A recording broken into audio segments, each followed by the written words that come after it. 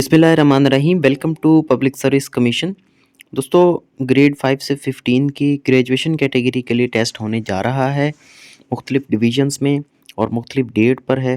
तो इसके तैयारी तो आपने कर ली है अल्हम्दुलिल्लाह। हमारे जो स्टूडेंट्स हैं वो भी सैटिस्फाइड लग रहे हैं और इंशाल्लाह उनका टेस्ट भी अच्छा होगा। लेकिन कुछ चीज़ें ऐसी हैं, कुछ टिप्स ऐसी हैं जो आपने टेस्ट से पहले लाज़मी करनी हैं चीज़ें, और टेस्ट के दौरान भी आपको ये काम देंगी चीज़ें, और इन पर आपने ज़रूर अमल करना है ताकि आपका टेस्ट जो है वो बहुत अच्छा हो। यानी कुछ लोग तैयारी तो अच्छी कर लेते हैं लेकिन टेस्ट्स में गलती कर देते हैं, टेस्ट से एक दिन पहले गलती कर देते हैं, टेस्ट पर जाने से पहले गलती हो जाती है, या टेस्ट के दौरान कोई गलती ऐसी हो जाती है, मिसाल के तौर पे जैसे आपने रोल नंबर लिखना भूल गए आप अपना, या आपने जो है प्रॉपरली इनसर्किल नहीं किए आंसर जो होते हैं ओएमआर शीट पर, या डबल आंसर को अटेम्प्ट कर दिया आपने, टिक कर दिया, सर्किल फिल कर दिया। तो ये छोटी छोटी बातें हैं, तो इनको एक साइड से लेकर हम आखिर तक कंप्लीटली इसको आपको समझा देते हैं ताकि आपकी रहनुमाई हो जाए। तो स्टार्ट करते हैं। सबसे पहले तो पॉइंट यही है कि अच्छे से पहले आप तैयारी कर लें, आप मुतमईन हों कि आपने कंप्लीट सिलेबस कवर किया है और कोई भी चीज़ आपने छोड़ी नहीं है। यूँ तो जनरल नॉलेज बहुत ही वसी है, लेकिन जो सिलेबस है उसका एक एक पॉइंट आपने कवर कर लिया है, और उसको अभी क्या करें, रिवाइज़ करते रहें, रिवाइज़ करते रहें। जितनी ज़्यादा बार आप रिवाइज़ करेंगे उतनी ज़्यादा चीज़ें आपके माइंड में आ जाएंगी। कुछ चीज़ें ऐसी होती हैं जो बंदा रिवाइज़ करता है तो फिर दोबारा उसमें रिफ़्रेश हो जाता है उसका माइंड।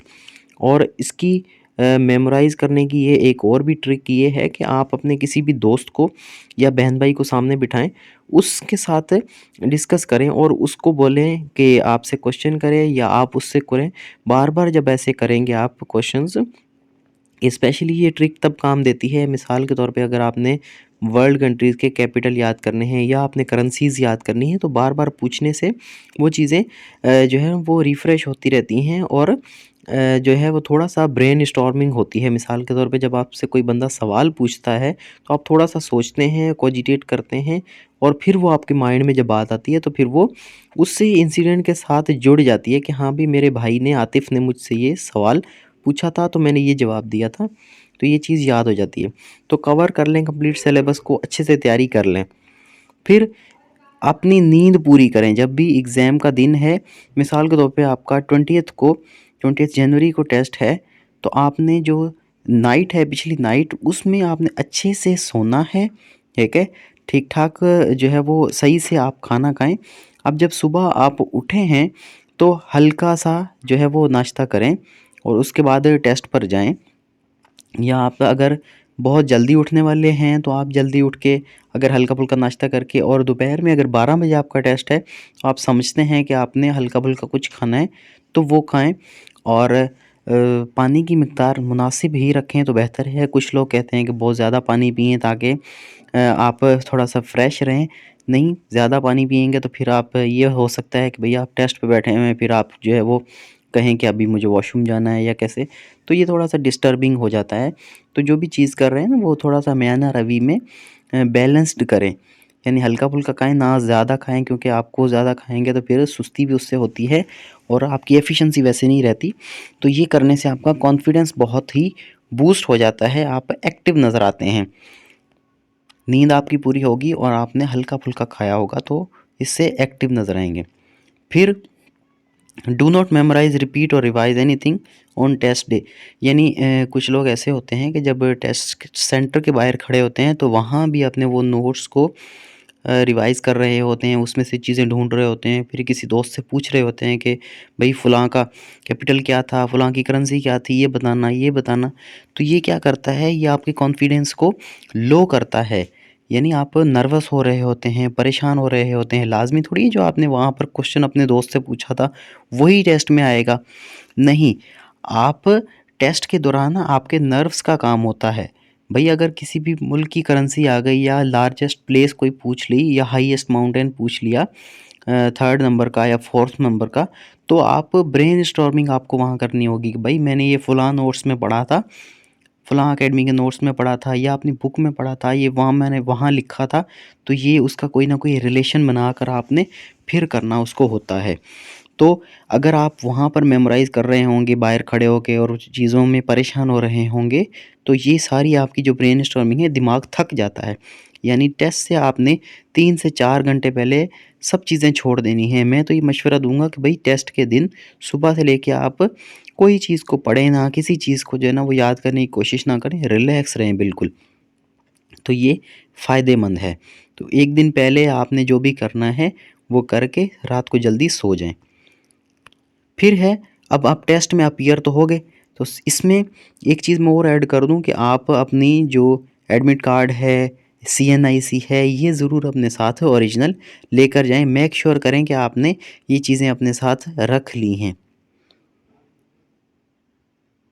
बाकी स्टेशनरी तो एसटीएस का ये रूल है कि वो खुद ही देते हैं, उसकी ज़रूरत नहीं है। लेकिन बाकी चीज़ें जो सीएनआईसी ओरिजिनल लाज़मी लेकर जाएँ और अपनी जो एडमिट कार्ड है, वो लाज़मी लेकर जाएँ। ये 2 चीज़ें मस्ट हैं। अब जब आपको आंसर शीट मिल गई, पेपर मिल गया, तो उसमें जो पर्टिकुलर्स होते हैं उसको आपने सही से फ़िल करना है। यानी उसमें सबसे पहले आपने क्या लिखना होता है, अपना सीट नंबर या जिसको रोल नंबर कहते हैं वो आपने लिखना होता है। और फिर बाकी जो भी पर्टिकुलर्स हैं, जिस तरह से आपका नाम है, आपका सीएनआईसी है या आपकी जो क्वेश्चन पेपर का बुकलेट का नंबर होता है, वो आप अच्छे से लिखें। क्योंकि अगर इस चीज़ों में से कोई भी चीज़ मिसिंग हो गई तो आपके लिए मसला हो जाएगा, आपका पूरा टेस्ट किसी काम का नहीं होगा अगर आपने रोल नंबर लिखना भूल गए या सीट नंबर लिखना भूल गए। और प्रॉपरली वो सर्किल फिल करने होते हैं, जो सीट नंबर के नीचे लिखे होते हैं रोल नंबर के नीचे, उनको भी सही से फिल करें। नहीं समझ आ रहा तो पूछ लें, बार बार पूछें इन्विजिलेटर से, कोई मसला नहीं है। बहुत से लोगों का ये फर्स्ट टेस्ट होगा, फर्स्ट एक्सपीरियंस होगा, तो शर्माना नहीं है किसी भी चीज़ में, बार-बार पूछें। जो भी आपको मसला आ रहा है उसको सही से पहले पूछ लें, फिर उसको अटेम्प्ट करें। क्योंकि आपने कोई भी गलत काम उसमें कर दिया आंसर शीट में, तो आपकी पूरी आंसर शीट कैंसिल हो जाएगी। कोई आपकी जो जितना पढ़ा हुआ है, जितना सिलेबस कवर किया हुआ है, आपने भले 100 के 100 सवाल सही कर दिए, वो किसी काम के नहीं होंगे अगर आपने छोटी-सी गलती कर दी, सीएनआईसी गलत लिख दिया या फिर जो है वो रोल नंबर सबसे इम्पोर्टेंट होता है, वो आपने सही से ये पर्टिकुलर्स फिल करने हैं। और ये आंसर शीट ज़रूर वहाँ पर इन्विजिलेटर के हवाले करके आएँ। आते हुए आपको इस चीज़ की का कोई फ़ायदा नहीं होगा कि अगर आप आंसर शीट अपने साथ ले आएँ या इवन आप पेपर वहाँ से लेकर आ जाते हैं, ये चीज़ें काम की नहीं होती। हमें जो भी कायदे कानून हैं उनको फ़ॉलो करना होता है। तो ये चीज़ श्योर करें आपने अपना आंसर शीट और क्वेश्चन पेपर जो है वो उनको रिटर्न कर दिया है। फिर पेपर करते वक़्त क्या करना है, मिसाल के तौर पे आप, कुछ लोग कहते हैं कि भई जो मुश्किल पार्ट है वो पहले करें, जो आसान होता है उसको बाद में करें। या आप मैथ से स्टार्ट करें या आप इंग्लिश से स्टार्ट करें या आप जीके से स्टार्ट करें। तो मैं ये कहता हूँ कि आपकी जो स्ट्रेंथ है, जो चीज़ आप समझ रहे हैं कि मुझे ये अच्छी आती है, आप वहाँ से शुरू कर लें या इवन स्टार्ट से शुरू कर लें। जो मैं ये कहता हूँ कि स्ट्रेंथ जो है वो आपकी उससे शुरू करें। और दूसरा ये भी देख लें ओवरऑल कि पेपर किस टाइप का है। पूरे पेपर को देखें अच्छे से कि कॉपी में सारे पेपर हैं, कहीं पे मिसप्रिंटिंग नहीं है, इसको भी मेक श्योर करें। और फिर स्टार्ट कर लें कि भाई अगर आपको ये लगता है कि जीके का पोर्शन आसान है तो पहले उसको हल करना शुरू कर दें और उसी नंबर पे जाके आंसर को फिल करना शुरू करें, सर्किल को फिल करें। ये नहीं हो कि नंबर आगे पीछे कर दें। मिसाल के तौर पे आपने 51 नंबर से स्टार्ट किया है तो आप आंसर शीट में पहले नंबर भरना शुरू कर दें, ये गलती भी हो जाती है। तो इसमें भी जो है वो गलती नहीं करनी, आपने सुस्ती नहीं करनी। तो स्टार्ट करें अपनी स्ट्रेंथ के साथ। फिर क्योंकि आपको हो सकता है कि डिफ़िकल्ट क्वेश्चन में आपका ज़्यादा टाइम वेस्ट हो जाए और बाद में जो आसान-आसान सवाल हैं वो आपके रह जाएँ। हर सवाल का एक जैसे नंबर होते हैं।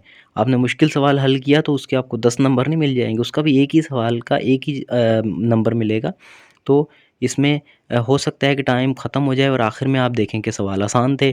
तो इस तरह से अपनी स्ट्रेंथ से शुरू करें और ईज़ी पार्ट को जो है वो पहले हल करने की कोशिश करें।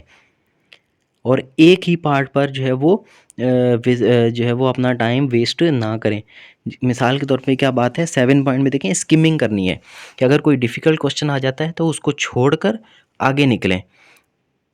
या अगर नेगेटिव मार्किंग नहीं है तो उसका कोई ना कोई आंसर लगाकर आगे निकलने की कोशिश करें ताकि उसी के ऊपर आप स्टिक ना रहें, आपका टाइम वेस्ट ना करें।